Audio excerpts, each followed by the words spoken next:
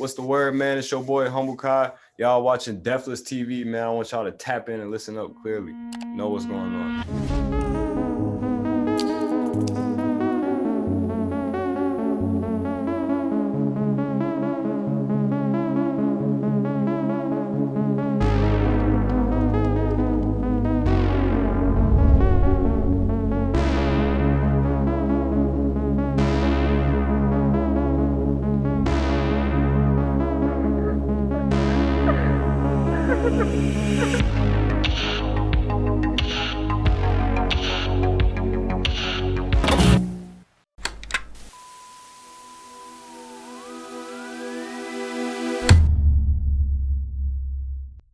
What's up, guys?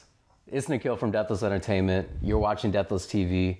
I'm here with my man Chris. What's up, everybody? We have a very special interview for you today. Give it up for Humble Kye. So, how y'all feeling? So. How you doing, my man? Coolin'. Man, it's great to have you. We've heard a lot of your music, and we're just excited to kind of like learn more about you. There isn't like a whole lot of information out on the internet about you, so we're excited to kind of get into all of it. Yeah, me too, bro. For sure. Let's kick game. What you want to know? Like, where should we start?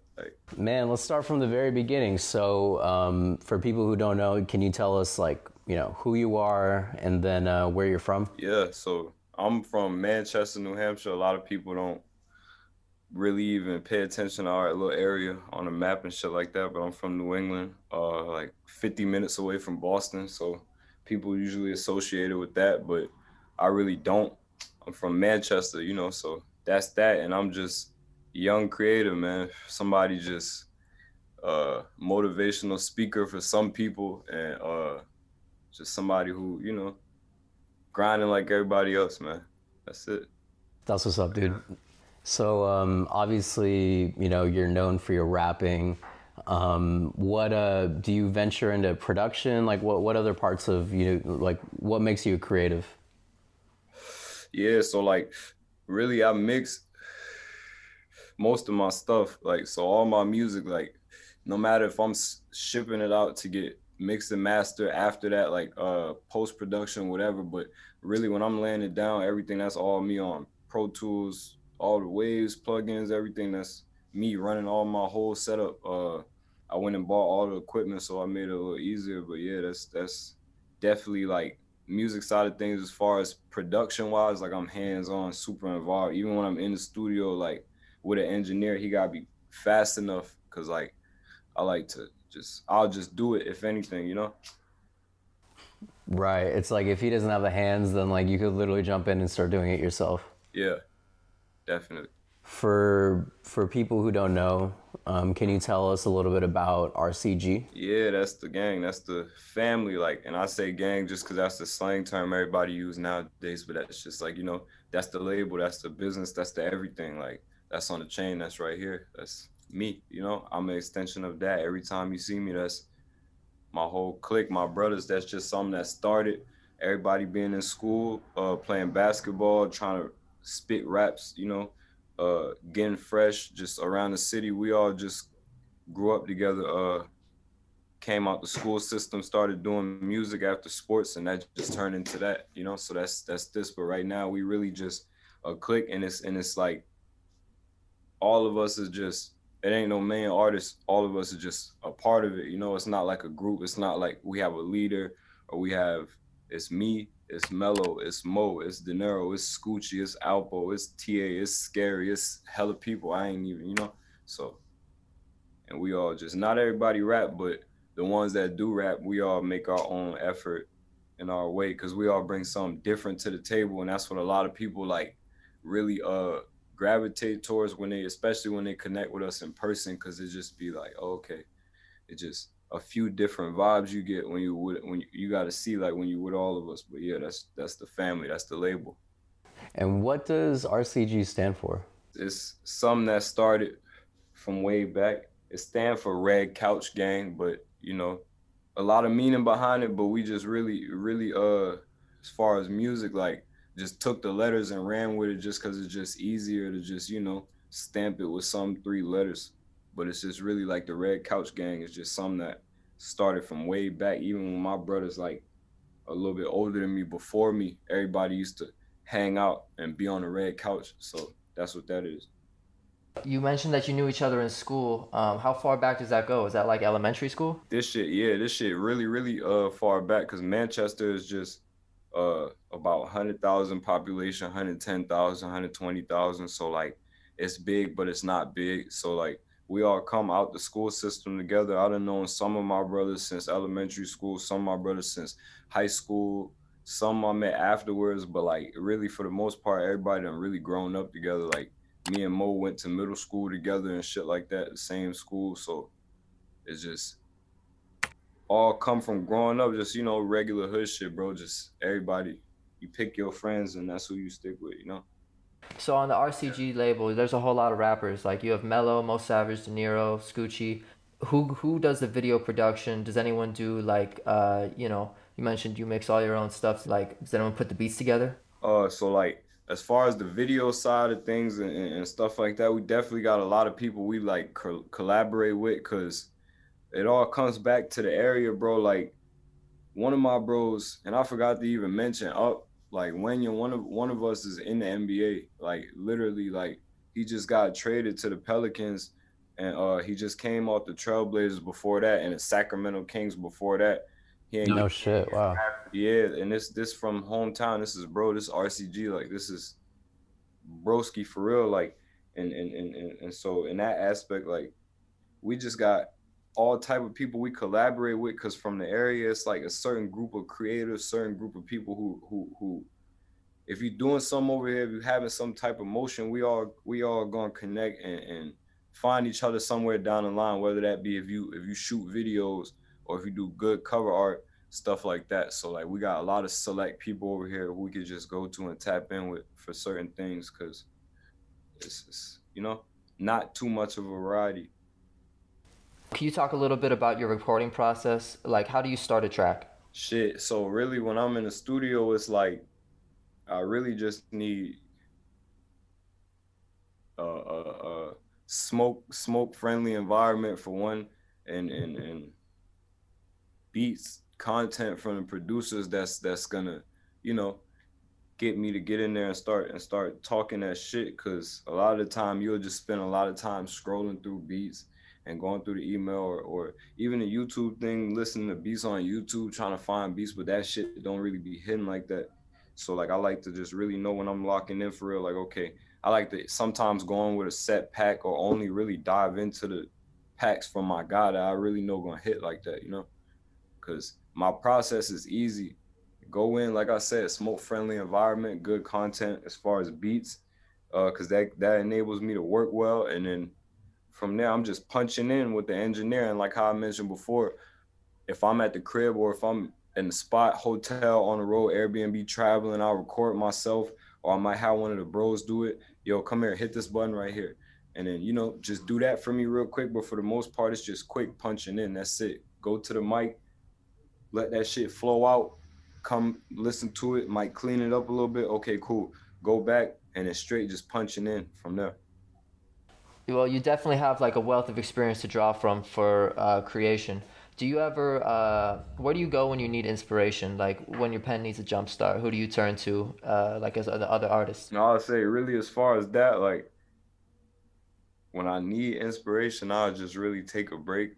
Cause like sometimes it get too repetitive when you find a lane that you really like. So sometimes you'll find yourself really just keep creating the same thing over and over again. Like and that sometimes is the worst shit because I hate getting super pumped to go in the studio and for one it either just won't come out that day, it's just not hitting. I'm just not you don't make something every time, you know. So it sounds good to say, oh, I make 5 songs super quick every time. I make 10 songs, but the reality of it, any artist really gonna tell you for real, it's not gonna happen every single time. So like when I go in there, it's frustrating. Like that's obvious when that happens, but like more so even when I find myself making the same thing after it's all said and done, I'm really not even rocking with the record like that, like the vibe. So that's when I find like, okay, take a little step back, step away for a second and see what I could really draw up, listen to some new music, uh, and just live a little bit, and then go back in there. Do you typically record one line at a time, or are you the type to who wants to get the whole verse in at once? So sometimes I find myself like, if it's a song where I know I wanna uh put a message out, like really say something on this, then I'm go piece by piece and make sure that that shit like exactly how I want it to be. If I don't say and in the right spot, I gotta switch and to the or whatever, like switch words. So I'm really going to dissect that shit and go line by line if I'm really trying to be on some more real life shit, a lot of my more serious records and things like that. And if I'm trying to be on some just spazzing, going crazy, I really lay everything out and just vibe, have fun, do that type shit, and then go back and listen to it afterwards. So it just really depends on what type of record it is. I could really be on some serious trying to get my message across, and I'm gonna make sure I do that. Or I could just be on some turn, sometimes a little tipsy, high, just having fun with it, and just play it that way, and then go back and listen to it afterwards. Process go both ways. No, no, I totally feel that because I feel like, there's no one way to do anything, especially with music. It's just like such a creative, subjective kind of thing. And to the kind of going back to what you were saying before, how you sometimes need to take a step back when you feel like you're making like the same kind of music and, you need to like kind of refresh it. I think that's super admirable because I think there's a lot of people, a lot of rappers that really just focus on, okay, how many songs can I get out? How many numbers can I do with these songs? And they don't really care about the quality of the content. Not to say everybody's like that, but I mean, it sounds like you're more meticulous about, little things like words and, words and places, stories. Some of your songs, like it kind of reminds me of like, a King Von, even like a Speaker Knocker sometimes, just like in terms of like, your flow and like the way that it's attached to the beat. You know what I mean? It's funny that you say that because I definitely was heavy on Speaker Knockers. That's just like the basics. If you really make the type of music that we make in the lane that I'm in, and I would say it's pretty much, especially my age group, it's pretty much obvious that you was on that for a lot of people because he was heavy at the time. Rest in peace. Like, so I found a lot of my sound like early days inspiration, like just auto tuning and super like melodic like trap lane from like definitely like Speaker Knockers and Lil Durk for sure. Like, so it's funny you said that. No, I think it definitely like rubs off like in terms of like influence, like but when it comes to like your sound, I think that your sound and your story is very unique. I mean, you had a kid when you were 16, right? And you released your first project when you were 17. Did having a kid make you take music more seriously? I would say yeah and no. Only because life really hit so hard, like at a certain point, that it was just like that shit wasn't on my mind, even when it probably should have been. Because a lot of good things started happening for me early. Stuff that blew my mind, but at the same time as going through that, just not being able to always focus or have the funds at that point, it was taken away from that. So it was like a motivation, but it was also kind of rough, you know? And I mean, that makes so much sense because obviously, even if you want to fully invest in a career, you have like a child to look after, you have responsibilities, bills, like you're talking about, and Yeah, I guess if anything, it made just life more real, like, and not even just music, just life, which is exactly. Yeah. no, I feel that, and kind of going, moving like into 2019, you announced the Power of Thought clothing line. We were wondering if like you still have plans for that, if you have any more plans for like other clothing, fashion projects as well. For sure. I was just chopping it down with my boy. Shout out to Kobe Goon. Everybody go check out Forever Goon clothing line for sure. Um, Kobe is definitely a big inspiration of mine, just creatively. And it's somebody I know I grew up with. It's a personal friend of mine, but just he's the first one to really. He has a billboard for his brand in the city. So just seeing him go from the early t-shirt designs and like ripping shirts and bleaching shirts and now he got a billboard. It definitely pushed me and motivated me to get on my shit with that. And that's somebody I'm close to. So right now he definitely just chopping it down with me, giving me a little game. I'm drawing up ideas still, whatever, and we about to really push production stages a little bit further and start getting things moving right now. Build the Instagram page, get the right people wearing it. But yeah, it's definitely something that I got on the side, a little side project I'm focusing on for sure. 100%. That sounds awesome.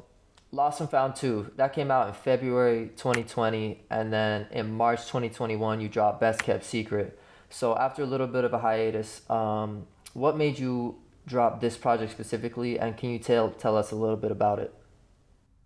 Shit, like really, it's just overdue because obviously, like you wanna not just pump out pointless content, but you gotta stay consistent and feed people. And like, I found myself at a point, like I said before, bro. Life sometimes will hit, and you just won't even be focused on what you're supposed to be focused on. If you want me to be honest, and like even just when things is going too good, uh, getting a whole lot of money, just doing different things, but not really focusing on okay, shit is looking real good in real life, but you gotta still push what you trying to do, and that's what I had to lock in on because a lot of people was telling me, bro, you haven't dropped shit, and I'm still finding myself in a situation where it's like people still care, so I should put this out. So that was really going off of that energy when I just put that out right now, and that's why I'm about to push the button,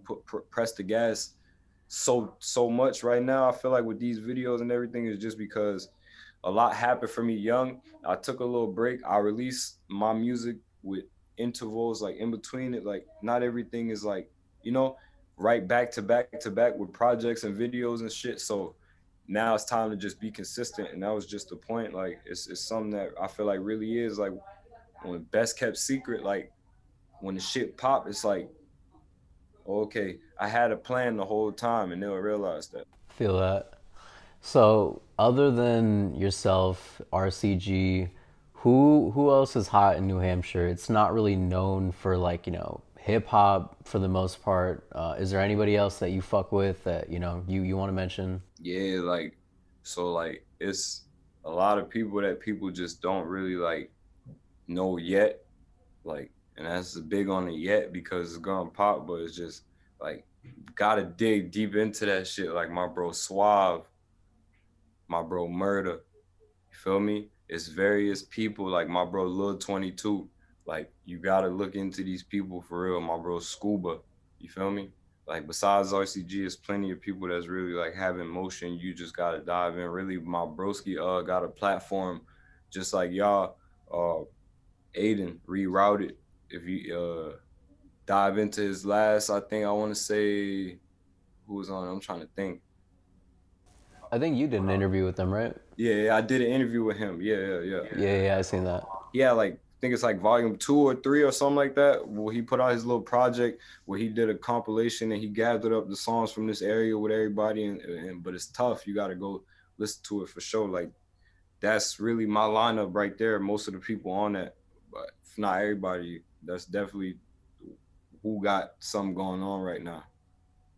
Right. No, I definitely got to peep that because it's like more so. I think it's nowadays with the internet, it's like less about like the city itself. It's almost like the culture, like how you're presented in the videos, like the flow. Like it's more to do with the actual like creative part of it rather than like the buildings and the streets. Like that doesn't really matter as much as what you guys are putting out.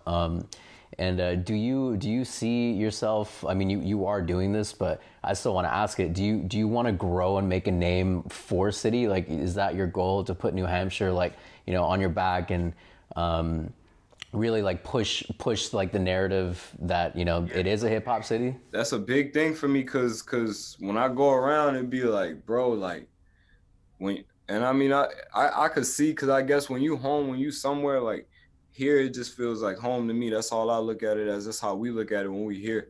Navigate, get around. I know what I'm doing. I know where to go, where not to go, whatever. But when I go other places, like and it's like a reminder, like they don't really know. You don't really like how could I put it? Like they don't niggas don't care, you know, like it's home is relevant to you when you're at home, you know. When you go other places, home is irrelevant, especially if you live in a small place, a small city, somewhere that not a lot of people are familiar with, you feel me? Somewhere that people wouldn't expect you to be coming how you coming, or music to be coming from that area.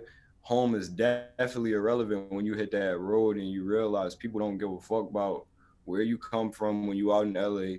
You could be whoever, you feel me? It's about what you got going on right now in people's faces. But especially when you coming from such a small place that's like, oh, where is that again? It's like, yeah, I definitely want to put that on the map, because you could be from anywhere and say, oh, I'm from over here. I could easily well go to LA, go to ATL, go to New York, wherever I'm at, and be like, yeah, I'm from Boston. Yeah, I'm from Boston. Yeah, I'm from Boston. Yeah, I'm from Boston. But I don't do that because it's like that shit pointless if you really trying to make a name for where you at for real. That's what I'm trying to be on, you know? Do you see yourself ever moving to, a city like New York, LA, Atlanta, kind of like a major city? Yeah, when I'm first getting in motion, probably have to certain you don't have to do anything, but probably smarter to be in certain places. So yeah, I might grow my network in certain places, but like as far as like settling down personally, I'm not really interested in going to like just like how you said anywhere you said like New York or anything like that. Probably like Houston or something is cool for me. I definitely like that. Or like tropical vibes, something like that probably, but just a big city vibe or whatever. I'm big on just like get the bag and stay out the way. Like I don't want to be in the mix too much, too accessible either, especially when you get to a certain point. Like how know I will get to a certain point at one point. You don't want to just be around. Like even right now, I live in my city. I'm around. Like I say, I got my own spot. You feel me? But I'm not just too accessible. But I don't even plan on being here forever. You know? Right. So more of like, For if sure. there is an opportunity, then like, there's a point in you being there, not just like this goal of just going there just to go there. Yeah. Exactly. Yeah. Of like settling down long term. Like if anything, I probably stay. It's no place like home. I probably not stay literally in the city, but if we talking out, you can get a house anywhere, get to a point where I can move around and choose to do as I feel. Then I would definitely still probably have some real estate over here or somewhere ducked off in Mass that's not too far from here, because it's a lot of nice areas and stuff to get into in New Hampshire and Mass, because this is like the rich white like state, like you know. Yeah, and I was gonna ask you about that. Like, growing up, you mentioned in another interview that your parents were middle class, which is very relatable. Like kind of not poor, but not like able to get whatever you want. It's like an interesting dynamic. What was it like, with the population there? Because like you said, it's majority of the people there are white. Like, what was your experience coming up?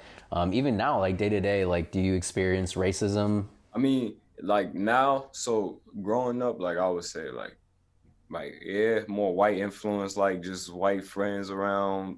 I feel like, but over time, I'm trying to see how I want to put it to sound the right way, like correctly, because like I don't want to offend nobody, but like it's not like really like that no more. Like minorities, like black people, Spanish people, all that. Like in my city right now, at least my specific city in my state, Manchester, this is really mostly minorities and black people and stuff now. Move here, come here. It's a lot of Africans. A lot of my friends African, um, like Spanish people, things like that. Like over here is this really unchanged. It's crazy. The rest of the state is definitely still woods and super just not urban at all. Like it's mountains and stuff. So Yeah, okay, so you feel like you've seen that like since you've lived there like your whole life, it's gotten a little bit more diverse, pretty much. yeah, hell yeah, definitely. Cause just like it seems like it's always people.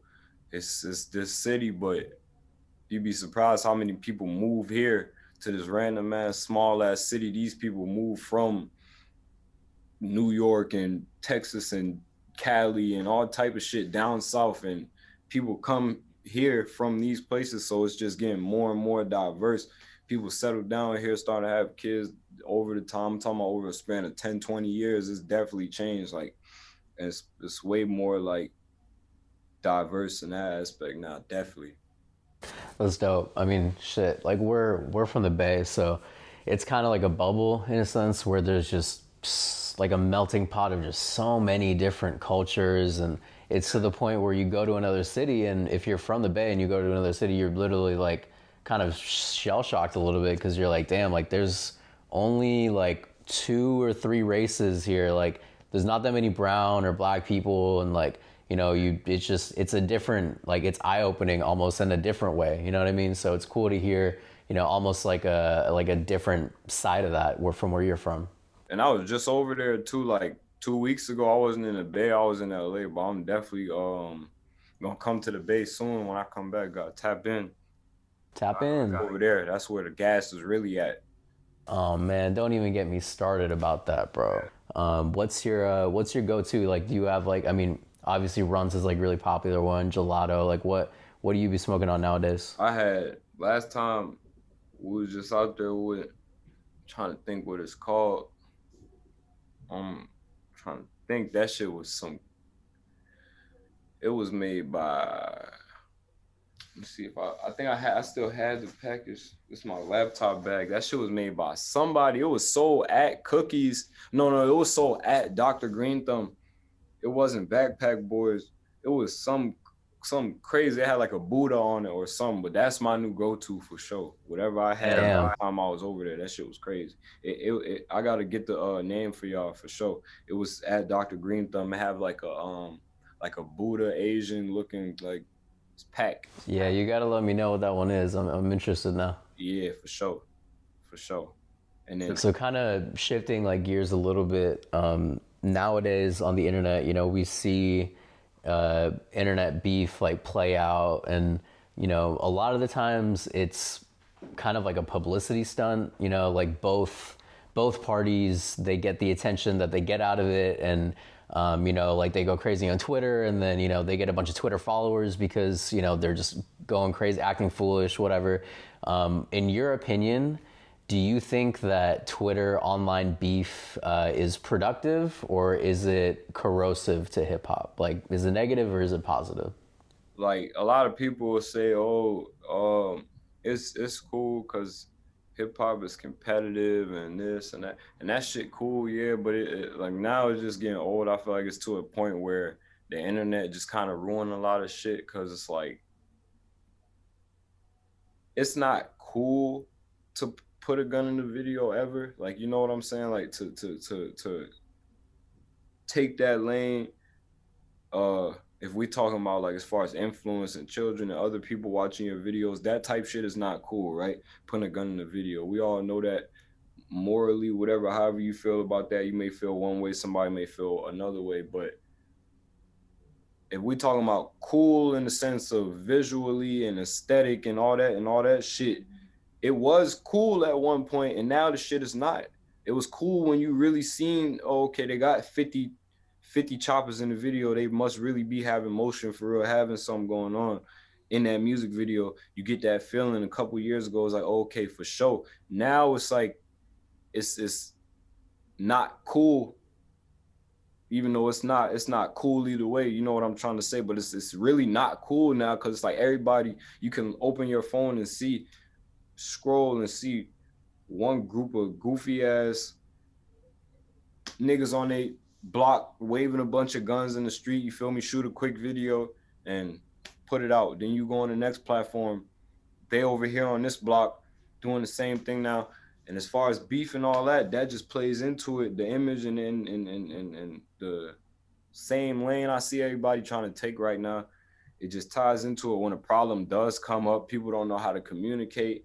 And not everything, I'm not saying everybody's going to talk everything out, but just the persona or being overly gangster, like I just feel like if you're not going to talk it out, if it is that, you don't got to speak on that. You don't got to open your phone, go live, make a story, make 3 posts and let everybody know that, yeah, we finna kill them when we see them, or they've been trying to kill us, or when I see him, I'm gonna have some words with him, or however it may go. I just feel like it's pointless to open your phone and tell the whole world that if it is that shit's not cool. That's obvious, you know?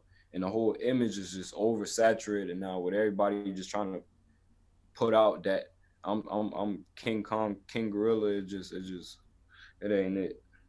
It was at one point when I was young, because I'm only 21. When I first got hip to Sosa and them, and I was watching Sosa videos and the whole Dirk and all them Reese, and I'm like, okay, you know what's going on for real. This shit real life. You get that feeling for real.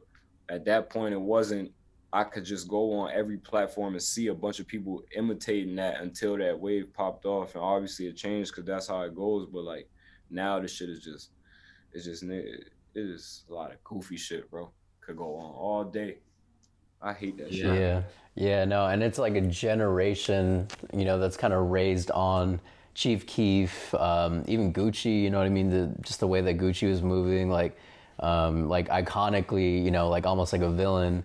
And nowadays, it's like I totally agree with what you're saying. It's super oversaturated, and I think just people are just like tired of seeing rappers snitch on themselves. Like it's literally like giving the FBI and the government a bunch of information and photos of you doing stupid shit. Like when you could just keep all that like to yourself. And if you really have problems with people, you know, most of the time you can get someone's number pretty easily. Like the internet is a real thing. A lot of the time, these people could just call each other too. That'd just be the thing to me. And most of the time they could squash it too, honestly. Like if we're keeping it real. A lot of his egos and attitude and persona being given off. That's all it is the ego, man. My only job as an artist, like if we is talking about some form of competition or whatever coming into this shit, bro, like I done been in and out of high school, going through my shit. After school, you grow up, become a man. You got things you got to face in your own personal life. I got my own shit I got going on in my city. Like I'm not trying to get into the game and become a rapper to basically like act like, okay, now I'm super hit the streets now, like super create a bunch of enemies, or I'm trying to knock everybody down. My only job, I feel like, is just to be super up.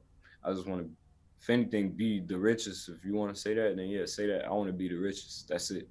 Besides that, my job is not to come in and create ops. We already got enough going on. Trust me. I believe it. I believe it. And that's a good goal to have, by the way. For sure. For sure. So what's your ultimate goal in music? As far as music, like yeah, cause how I say I want to be the richest, like I ain't jumping this for money or whatever when I first started doing it, and that's just not why I'm doing it now. Cause I'm good, bro. I'm straight, but like my biggest goal is really just getting my point across to where it's like, okay, not even necessarily I touched down in the city and I'm famous, but I touched down in the city and I'm being related to, like, on a major scale.